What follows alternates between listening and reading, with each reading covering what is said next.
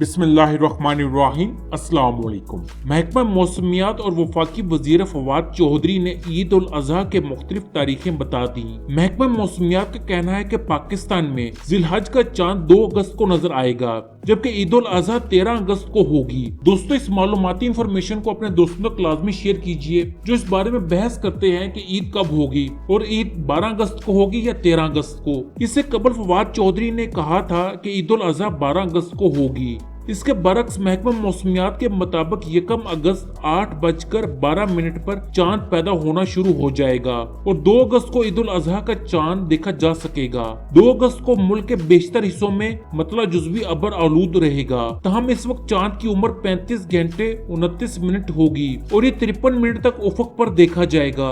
2 अगस्त को जिलहज का चांद नजर आने की सूरत में ईद उल अजहा 13 अगस्त को मनाई जाएगी। वाज़ेह रहे, वफाकी वज़ीर science and technology Fawad Chaudhry ने ईद उल अजहा की तारीख का ऐलान किया था। फवाद चौधरी का कहना था कि हमारे तैयार किए गए कमरी कैलेंडर के मुताबिक ईद उल अजहा 12 अगस्त को होगी। इस कैलेंडर की तैयारी के बाद रुयत हलाल कमेटी को खत्म किया जाए और हमारे तैयार किए गए कमरी कैलेंडर को सरकारी हैसियत दी जाए। हमने अपने कमरी कैलेंडर को ECO इजलास का हिस्सा बनाने के लिए दफ्तर खारजा को दरख्वास्त दी है। हमारा तैयार किया गया कमरी कैलेंडर इस्लामी दुनिया का पहला कमरी कैलेंडर होगा। ख्याल रहे, वफाकी वजीर बराए साइंस और टेक्नोलॉजी फवाद चौधरी ने ऐलान किया था कि मुल्क भर में ईद उल अजहा 12 अगस्त को होगी। मीडिया रिपोर्ट्स में बताया गया है कि 12 अगस्त को ईद होने का मतलब है कि सरकारी और निजी शोबों से ताल्लुक रखने वाले कई मुलाजमीन को कम से कम 5 रोज की छुट्टियां मिलेंगी, क्योंकि 12 अगस्त को पीर है और इससे पहले हफ्ता और इतवार की छुट्टियां होती हैं।